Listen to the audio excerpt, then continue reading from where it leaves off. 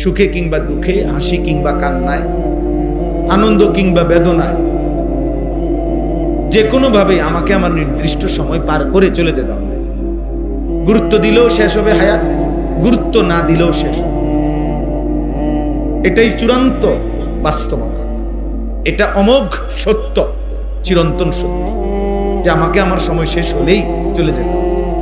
প্রস্তুতি পূর্ণ হোক বা না হোক, প্রত্যাশা পূরণ হোক বা না হোক, আমাকে চলে যেতে হবে, আমাকে চলে যেতে হবে। মায়ের কোলের অবুঝ বাচ্চা, এই বাচ্চাকে রেখে কেমনে মা চলে যায়? আল্লাহ তাআলা বলে না, মা চলে যায় না, আমি নিয়ে গেছি, আমি নিয়ে গেছি। আমার মাদ্রাসার একজন শিক্ষকের 8 মাসের মেয়ে মারা গেছে কোরবানির কিছুদিন আগে। তাহলে 8 মাসের এই ছোট্ট বাচ্চা চলে গেছে, তাইলে আল্লাহ তাআলা বলেন আমি নিয়ে যাই। এই জন্য প্রস্তুতি পূর্ণ হোক বা না হোক, আমার খেয়াল থাকুক বা না থাকুক, সজাগ থাকি আর ঘুমে থাকি, আনুগত্য কিংবা নাফরমানি, উভয় হালাতেই দোস্ত আমি আপনি সকলকেই চলে যেতে হবে। সেজদা দিতে দিতে আব্দুল কাদের জিলানী হলেও মৃত্যু হবে, নাফরমানি করতে করতে ফেরাউন নমরুদ হলেও মৃত্যু হয়ে যাবে। এই স্বাভাবিক বাস্তবতা, মৃত্যুর স্মরণ অনেক বড় নিয়ামত। আল্লাহ নবী সাল্লাল্লাহু আলাইহি ওয়াসাল্লাম বলেছেন, কাফা বিল মাউতি ওয়াইজা, কোন মানুষের জন্য মৃত্যুর স্মরণ এটা শ্রেষ্ঠতম ওয়াজ, এটাই যথেষ্ট। কাফা, জিন্দেগির পরিবর্তনের জন্য এটাই যথেষ্ট, এটাই যথেষ্ট। নবী সাল্লাল্লাহু আলাইহি ওয়াসাল্লাম বলেছেন, তোমরা কবর জিয়ারত করো। কেন? ফাইন্নাহা তুযাক্কিরুল মাউত, কেননা কবর জিয়ারত করলে মৃত্যুর কথা স্মরণ, মৃত্যুর কথা স্মরণ। ফাইন্নাহা তুযাক্কিরুল আখিরা, কোন riwayate আছে, কেননা কবর জিয়ারত তোমাদেরকে আখিরাত স্মরণ করে। এই জন্য সবার কাছে কথা, এটা একটি নির্দিষ্ট হায়াত, যা আমার কাছে অজানা কিন্তু আল্লাহর কাছে নির্ধারিত। এমন একটি নির্ধারিত হায়াত আমরা আল্লাহ তাআলার কাছ থেকে নিয়ে আসছি, আল্লাহ তাআলার কাছ থেকে নিয়ে আসছি। কোরআনুল কারীমের মধ্যে আল্লাহ তাআলা এই কথাটা অনেকবার বলছে, বান্দা হায়াত আমার দেওয়া, জীবন আমার দেওয়া, মরণ আমারই দেওয়া। হায়াত আমি সৃষ্টি করি, মৃত্যু আমি সৃষ্টি করি, জীবন দেই আমি, মৃত্যুও দেই আমি। মাঝখানের সময়টুকু তোমাদেরকে কেন দেই? লিয়াবলুয়াকুম, এই কথাটা কোরআনে অনেকবার আছে, তোমাদেরকে পরীক্ষা করার জন্য, ফাজলামি করার জন্য, তামাশা করার জন্য। আল্লাহ তাআলা বলেন, তুমি হয়তো ভুল বুঝছো বান্দা, কিন্তু আমি তোমাকে ভুল উদ্দেশ্যে বানাই নাই, আমি তোমাকে পরীক্ষার জন্য বানাইছি। তুমি মনে করছো তামাশা করার জন্য, তুমি মনে করছো মোবাইল টিপবা, নারী দেখবা, ছবি দেখবা, তুমি মনে করছো হয় পেটের চাহিদা নয় লজ্জাস্থানের চাহিদা। আমরা অধিকাংশ মানুষ জিন্দেগির উদ্দেশ্য বুঝিয়ে দিই, পেটের জন্য কিছুক্ষণ, লজ্জাস্থানের জন্য কিছুক্ষণ, কিছুক্ষণ উপার্জন, কিছুক্ষণ বিনোদন, খালাস। 8টা থেকে 4টা ডিউটি করছে, পরিশ্রম করছে, কিছুক্ষণ বিশ্রাম করে এবার আড্ডাবাজি শুরু করছে।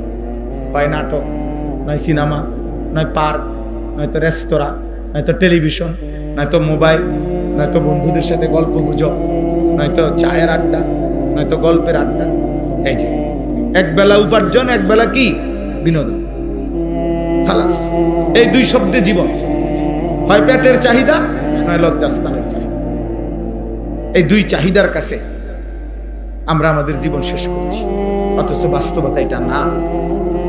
আল্লাহ তাআলা আমাদেরকে সৃষ্টি করেছেন লিয়াবলুয়াকুম, পরীক্ষা করার জন্য। আল্লাহ তাআলা বলছে, পরীক্ষা ছাড়া আমি কাউকে ছাড়ি নাই বান্দা, তোমারও না, কাউকে না। ওয়ালাকাদ ফাতান্নাল্লাযীনা মিন ক্বাবলিহিম ফালা ইয়ালামান্নাল্লাহুল্লাযীনা সাদাকু ওয়ালা ইয়ালামান্নাল কাযিবিন। আল্লাহ তাআলা বলেন, প্রত্যেক যুগে বান্দা, এই পৃথিবীর প্রথম দিন থেকে আমি আল্লাহ পরীক্ষা নিয়েছি। আর পরীক্ষা নিতে নিতেই আমি জেনেছি, পরীক্ষা নিয়েই ইমানের দাবিতে সত্যবাদী কে, মিথ্যাবাদী। পরীক্ষা ছাড়া আমি আল্লাহ তাআলা কাউকে দুনিয়া ছেড়ে দেই। এই পরীক্ষা লিয়াবলুয়াকুম ওয়া নাবলুকুম বিশ-শাররি ওয়াল খাইরি ফিতনা। আল্লাহ বলছে আমি পরীক্ষা করছি, পরীক্ষা করছি। ওয়ালা নাবলুওয়ান্নাকুম, আল্লাহ বলেন আমি অবশ্যই পরীক্ষা করব। লিয়াবলুয়াকুম, লিয়াবলুয়াহুম, বারবার বলছে ওয়া নাবলুহুম, এই শব্দটা পরীক্ষা নিছি। আল্লাহ তাআলা বলছে পরীক্ষা করে আমি জেনে নিয়েছি। তাইলে দোস্ত, আমার অনুরোধ, আমার প্রথম কথা এটা, আমরা প্রত্যেকেই একটি নির্দিষ্ট হায়াত পার করতেছি, কিন্তু সেটা ঠিক কতক্ষণ আমরা যদিও জানি না, কিন্তু আরশে আজিমের মালিকের কাছে একদম নির্ধারিত, যা এক সেকেন্ড, লা ইস্তাখিরুনা সাআতাম ওয়া লা ইস্তাকদিমুন, যা এক সেকেন্ড আগেও আসবে না, এক সেকেন্ড পরেও আসবে, এক সেকেন্ড পরেও আসবে। আমরা ছোটবেলায় কিতাবে পড়ছি, সুলাইমান আলাইহিস সালামের দরবারে মালাকুল মউত আজরাইল আসছে দেখা করার জন্য। একটা লোক বসে আছে, সুলাইমান আলাইহিস সালাম তার দিকে তাকায় এমন ভাবে চোখ রাঙ্গানি দিছে, আর ওই লোকটা সুলাইমান আলাইহিস সালামের কাছে আবদার নিয়ে আসছে যে আমাকে এই মুহূর্তে আপনি বাতাস, যেহেতু আপনার অধীনে, আপনি আমাকে একটা দূরের অঞ্চলের নাম বলছে, মনে করেন 1000 মাইল দূরে, যে আমারে আপনি ওইখানে দিয়ে পাঠাই দেন আপনার বাতাসের মাধ্যমে আদেশ করে। তো সুলাইমান আলাইহিস সালাম বাতাসকে আদেশ করছে, লোকটাকে ওইখানে দিয়ে আসছে, মুহূর্তের মধ্যে পৌঁছাইয়া দিছে। তো মালাকুল মউত আজরাইল সুলাইমান আলাইহিস সালাম জিজ্ঞেস করছে, তুমি তার দিকে এরকম চোখ রাঙ্গাইলা কেন? বলছেন আমি তার দিকে চোখ রাঙ্গাইলাম এই জন্য যে সে এখানে বসে রয়েছে কেন, আমি তো অপেক্ষা করতেছি, তার রূহ কবজ করার কথা তো আমার ওইখানে, হেঁটে দিয়ে এনে, এই জন্য না আমি তার দিকে তাকায় রাখছি চোখ বড় বড়। কি রে, 1 মিনিট পরে তোমার রূহ কবজ করার কথা হইলো, কোথায়? তুমি দিয়ে এনে বইয়া রয়েছে। ঠিকই মালিক তার নির্ধারিত গন্তব্যে, মৃত্যুর নির্ধারিত জায়গায় কি করে দিছে, ওমা তাদরি নাফসুন বিআইয়ি আরদিন তামুত। আল্লাহ তাআলা বলেন এই পৃথিবীর কোন আত্মা, কোন প্রাণ, শুধু মানুষ না, একটা পিঁপড়া, সেও জানে না ঠিক কোন জমিনে, ঠিক কোন ইঞ্চি মাটিতে তার মৃত্যু হবে। আল্লাহ বলেন এটা আমি শুধু জানি, আর কেউ জানে। যার কারণে এই পিঁপড়াটা আমার সামনের থেকে বাচ্চা গেছে, উনি টিপ দিয়ে মাইরে, এই মশাটা আমার হাত থেকে বাচ্চা গেছে, কিন্তু উনি ঠিকই থাপ্পড় দিয়ে মাইরে। আমি পারি নাই, উনি পারেন। তার মানে নির্ধারিত, ঠিক কোন সেকেন্ডে মৃত্যু হবে, কোন জমিনে মৃত্যু হবে। এর জন্য দোস্ত, একটা সেকেন্ড, একটা মুহূর্ত, প্রিয় সন্তান, মুসলমানের সন্তান, আমার নওজোয়ান, আমার কিশোর ভাই, খোদার কসম এক মানুষের জীবনের সবচেয়ে বড় নিয়ামত ঈমানের পরে। আল্লাহ তো ঈমান আমাদেরকে দিয়েছেন, দিচ্ছেন। আমাদের জীবনের দুনিয়াবি যত কিছু আল্লাহ আমাদেরকে দিয়েছেন, দুনিয়াবি ভাত মাছ চাল ডাল ঘর সংসার স্ত্রী সন্তান ক্ষেত খামার ফল ফুল ফসল অর্থ সম্পদ টাকা পয়সা সুস্থতা শরীর স্বাস্থ্য জীবন যৌবন, এই সমস্ত কিছুর মধ্যে আমাদের জীবনের সবচেয়ে বড় সম্পদ দুনিয়াবি আমাদের হায়াত, আমাদের সময় ঘন্টা মিনিট সেকেন্ড মুহূর্ত। আল্লাহর কসম এটা সবচেয়ে দাম। সময়কে ধারণ করে নেককার আল্লাহর ওলি হয়, সময়কে ধারণ করেই নাফরমান আল্লাহর দুশমন।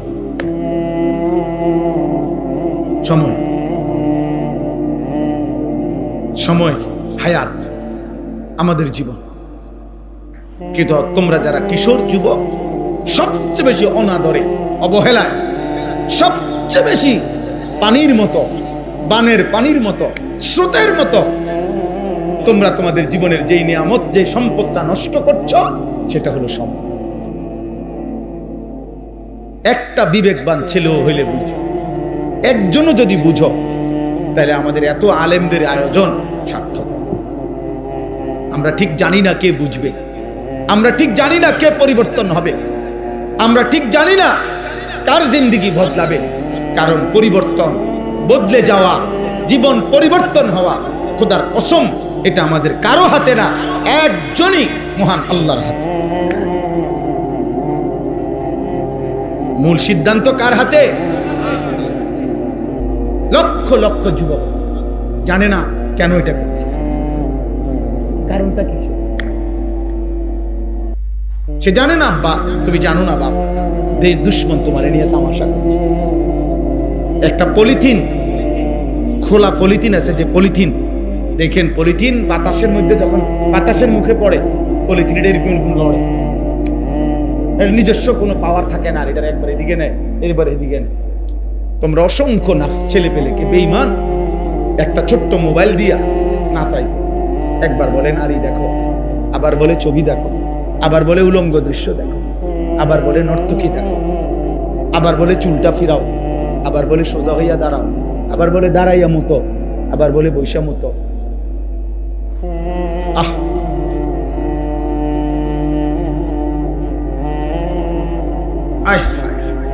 আফসোসের বিষয়। আমরা হাদিসের কিতাবে পড়ছি, নবী সাল্লাল্লাহু আলাইহি সাল্লামের একজন সাহাবী ছিলেন, বিখ্যাত সাহাবী যায়েদ ইবনে সাবিত। ছেলেরা শোনো, একজন শুনো, যায়েদ ইবনে সাবিত রাদিয়াল্লাহু তাআলা আনহু। এই সাহাবী ছিলেন আমাদের নবী সাল্লাল্লাহু আলাইহি সাল্লাম 30 পারা কোরআন শরীফ নাজিল হওয়ার সময় 23 বছরে নির্দিষ্ট কিছু সাহাবীর মাধ্যমে কোরআন শরীফ লিখাইতেন। যখন যেটুকু নাজিল হইতো অতটুকু লিখাইয়া রাখতেন নবীজি। এ যারা লিখত তাদের মধ্যে সবচেয়ে শ্রেষ্ঠ যিনি প্রধান ছিলেন, উনি ছিলেন এই সাহাবী যায়েদ ইবনে সাবিত রাদিয়াল্লাহু তাআলা আনহু। কাতেবে ওহীর মধ্যে 1 নম্বর। নবীজি সাল্লাল্লাহু আলাইহি সাল্লামের কাছে দূরবর্তী অঞ্চলে, দূরের কোনো এলাকার কোনো মানুষ যদি আসতো, যে ভাষা আরবি না কিন্তু সুরিয়ানি, ইব্রানি, অন্য কোনো ভাষায় কথা বলে, এই অন্য ভাষার কথা নবীজির কাছে বুঝাইয়া বলতেন যিনি, আবার নবীজির কথা ওদেরকে বুঝাইয়া বলতেন যিনি, এই তরজমান দুভাষী কাজ যিনি করতেন নবীজির কাছে, ইনি ছিলেন এই সাহাবী, এই যায়েদ ইবনে সাবিত। সে 2টা মহৎ কাজ করত। এক, কোরআনের অধিকাংশ আয়াত উনি লিখছেন নবীজির কাছ থেকে, আর হলো নবীজি সাল্লাল্লাহু আলাইহি সাল্লামের কথা ভিন্ন ভাষাভাষীদের কাছে তিনি বুঝাইতেন, তাদের কথা নবীজিকে বুঝাইতেন। এই যায়েদ ইবনে সাবিত, এই সাহাবীর বয়স যখন 13 বছরের ছেলে, তখন তিনি ওনার মাকে নিয়ে নবীজির দরবারে আইসা মার মাধ্যমে নবীজিকে বলাইছেন, ইয়া রাসূলুল্লাহ, আমার সন্তান 13 বছরের, ও আপনার সাথে যুদ্ধে যাইতে চায়, আপনি তাকে যুদ্ধের জন্য নেন। আল্লাহর নবী সাল্লাল্লাহু আলাইহি সাল্লাম ওনার দিকে তাকায়া বলছে, না মা, এমন ছোট বাচ্চা, মাত্র 13 বছর, ওরে যুদ্ধে নেওয়া যাবে না, তুমি তাকে ঘরে ফিরায় নাও। আমরা কিতাবে পড়ছি, এই 13 বছরের সাহাবী যায়েদ ইবনে সাবিত, খোদার কসম, উনি আড়ালে গিয়া মারে জড়ায় ধরা অজরে কান দেয়া বলতেছে, মা, আল্লাহর কসম মা, নবী যদি আমাকে যুদ্ধে নাও নেয়, আমি তো মার ঘরে ফিরবো না, আমি তো নবীর কাছেই আসছি, থাকবো নিয়ত কইরা, আপনি আবার যান। আবার নবীজিকে বলেন, ঠিক আছে, যুদ্ধের জন্য যদি আমি উপযোগী না হই, আমারে নবীজি দ্বীনের ওনার কোনো না কোনো কাজে যেন আমারে লাগায় রাখে, আমারে ভিন্ন কোনো কাজ দিতে বলেন, আমি যাব না ঘরে।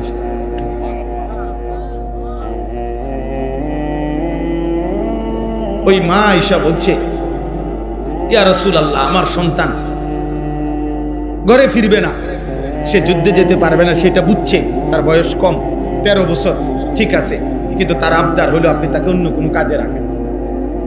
তখন নবীজি তাকে বলছে, তুমি আশেপাশের যত অঞ্চলে যত ভিন্ন ভাষা আছে আরবির ভিন্ন, এগুলা সব শিখে আসো। তখন উনাকে দায়িত্ব দেওয়ার পরে উনি 1.5 থেকে 2 বছর লাগাইয়া এই ভাষা শিখছে। এরপরে নবীজির দরবারে আসছে। বাকিটা হায়াত তিনি কখনো কোরআন লিখছে আর কখনো এই ট্রান্সলেট করছে কথা। এগুলাকে আল্লাহ নবীর কথা ওদেরকে বুঝাইছে, ওদের কথা নবীজিকে বুঝাইছে। হযরত যায়েদ ইবনে সাবিত এই 13 বছরের বাচ্চা ছিল। সাফ কথা, আমাদের সন্তান আব্বা, আমরা চেষ্টা করতে হবে। এরা আমাদের সন্তান, আমাদের সম্পদ।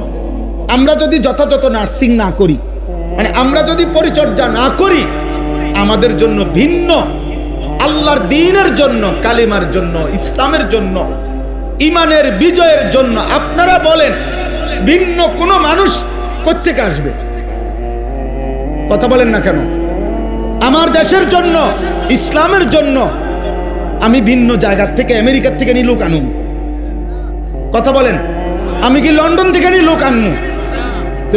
তো এটা কি এক্সপোর্ট ইম্পোর্টের মাল নি, আমদানি রপ্তানির মাল নিয়ে এটা যে মাল আমি কার্গত করে মাল আনবো? এ তো মানুষ। তাহলে আমার সন্তান, আমার ভাই, আমাদেরই এই ছেলেগুলা, আমি যে রাত্র দিন চিল্লাই, বিশ্বাস করেন আমি জানি চিল্লাইতে চিল্লাইতে একদিন চলে যাব। আমি আপনাদের এই গ্রাম চিনি, এটা কোনো নতুন না, আমি এখানে নতুন। এই গ্রামে আমার স্পষ্ট মনে আছে যে আমি আরো কত আগে আসছি, ফরদাবাদ থাকাকালীন মসজিদে কবর কবর খুইরা, ওই যে মাইনুদ্দিন ভাই তারা ছিলেন মনে না তখন? হ্যাঁ হ্যাঁ, এই যে কোনখানে মাইনুদ্দিন ভাই তখন আমরা আসছিলাম? জি জি, ছোট কবর খুঁড়ে সুন্নত তরিকার কবর দেখানো হয়েছিল না, মনে না? এখানে লম্বা মজমা হয়েছে। একজন মুরব্বী বা একজন লোক খুব অসুস্থ হয়েছিল, ওনারা আমি দেখতে গেছিলাম কোন ঘরে জানি, তখন ওই সময় আমার, হ্যাঁ, ওই লোকের পানি পরে দিছিলাম, ফু দিয়ে দিছিলাম, ওই সময় বহু আগের কথা, বহু আগের কথা। আব্বা এই জন্য বলছি, তোমরা আমাদের সন্তান বাপ, তোমরা ইনসাফ করে, রক্তে যদি ইসলাম থাকে, মায়ের পবিত্র দুধ যদি পান করে থাকো, তোমরা বলো আব্বা ইসলামের জন্য আমরা লড়বো কাকে দিয়ে? তোমাকে বিবেক কি বলে? তোমরা যদি এই ছেলেরা তোমরা যদি বলো যে না হুজুর 60-70 বছর 80 বছরের বুড়া মানুষের লইয়া ওনাগরে নিয়ে ইসলামের জন্য যা করার করেন, আমরা মোবাইল ছাড়বো না, আমরা নারী ছাড়বো না, আমরা অশ্লীল দৃশ্য দেখা ছাড়বো না, আমরা আল্লাহকে সেজদা দেব না। আমার সন্তান, আমার ভাই, বলো এটা কি ইনসাফ হয়? নওজোয়ান লড়বে না তো লড়বে বুড়া? বলো। আমি তো গত কয়দিনে বলছি, 8 বছরের কন্যা যদি ধর্ষিতা হয়, 8 বছরের মেয়ে যদি শরীরটা তার কাইটা কল্লা ফালাইয়া আলাদা করে ফেলে, বাংলাদেশে 92% মুসলমানের বাংলাদেশ, 3 লক্ষের চাইতে বেশি মসজিদ আছে বাংলাদেশে, 3 লাখের চাইতে। 3 লক্ষ মসজিদ থেকে যেখানে প্রতিদিন 5 ওয়াক্ত নামাজের আজান হয়, যে মাটিতে 92 চাইতে বেশি পার্সেন্ট মুসলমান, সেই মাটিতে যে বোন, সেই ছোট্ট কন্যা বাংলাদেশের মতো জমিন থেকে যদি এইভাবে নির্যাতিত হয়ে শরীরটা 2 টুকরা করে কবরে যায়, ও যদি আল্লাহর সামনে গিয়া বলে মাওলা আমি সেই বাংলাদেশ থেকে আসছি যে বাংলাদেশে 92% মুসলমান, আমি সেই বাংলাদেশ থেকে আসছি যে বাংলাদেশে 3 লক্ষের চাইতে বেশি মসজিদে প্রকাশ্যে আজান হয়, সে মাটিতে এত পীর, এত আউলিয়া, এত উলামা, এত টুপিওয়ালা দাড়িওয়ালার পবিত্র ভূমিতে আমি আমার অবুঝ বয়সে আমার ইজ্জত হারাইছি, আমার জান হারাইছি, আমার টুকরা করে ফেলছে না। আল্লাহর কাছে যদি সে বিচার চায়, বলো না ভাই আমরা কি জবাব দেব? তোমরা একটা ছেলে বলো, তোমাদের বিবেক কি বলে? তোমাদের যাদের ঘরে ছোট বোন আছে, সেই বোনের আগামী দিনের নিরাপত্তা কি?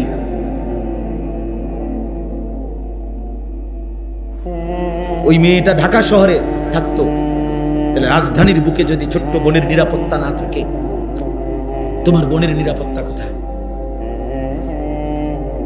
আমাদের যাদের কন্যা আছে 4 বছরের, 6 বছরের, 10 বছরের, আমাদের কন্যার, আমাদের মেয়ের, আমার 4.5 বছরের মেয়ে আছে, এমন কোন রাত নাই, রাতের 3টাও যদি বাঁচে আমার মেয়ে আমার জন্য সজাগ থাকে। এটা আমার ড্রাইভার খাদেমরে জিজ্ঞাসা করে দেখেন, শতবার তারা দেখছে। এই বাচ্চা মেয়েটা দাঁড়ায় বসে থাকে বাসায়, যতক্ষণ আমি না যাই, আমি গেলে ওর সাথে কিছুক্ষণ কথা বলি, 5-10 মিনিট ওরে আদর করে কথা বললে এরপরে আমি ঘুমাই। সে যখনই আমি 1 দিনের 2 দিনের জন্য বাইরে কোথাও গেলে ওরেই শুধু একমাত্র আমি বলে আসতে হয়, বুঝাই আইতে, আব্বু এই 2 দিন আসবো না, তুমি তোমার আম্মুর সাথে ঘুমাই যাই আব্বু। এটা বলে বুঝাইয়া কইতে হয়, কই যাবেন, কি লেগে যাবেন, কোন সময় আইবেন, আব্বু আইয়া লাইবেন কিন্তু, আইয়া লাইবেন কিন্তু। এমনই তো প্রত্যেকটা কন্যা। বলো ভাই, দিন নাই রাত নাই, তোমার চেহারা দেখলেই বোঝা যায় 24 ঘন্টা তোমাদের মোবাইল তোমাগরে নারীর প্রতি, অশ্লীল ও উলঙ্গ ছবির প্রতি এমন বেহায়া বানায় ফেলছে, চেহারায় বোঝা যায় কতদিনের কালিমা। চেহারায় দেখলে বোঝা যায় আব্বা দীর্ঘদিনের অন্ধকার কালো দাগ পড়ে আছে, বেনামাজির চিহ্ন বোঝা যায়। তোমরা দায়িত্ব দাও আমারে, আমি বলি তোমাকে মধ্যে দাঁড় করাই, তোমার কোনগুলা চরিত্রহীন, কোনগুলা মোবাইলে নারী দেখে অভ্যস্ত, অশ্লীল ছবি দেখে অভ্যস্ত, এই অসভ্য দুশ্চরিত্রকে আমি দাঁড় করাই। ইনশাআল্লাহ 100 জন যদি দাঁড় করাই, আশা করি 98 জন ভুল হবে না। বেহায়া দেখলেই চেনা যায়, সভ্য দেখলেই চেনা যায়। এই জন্য সব সময় আমি বলি যে ভাইয়া মনে রাখবেন,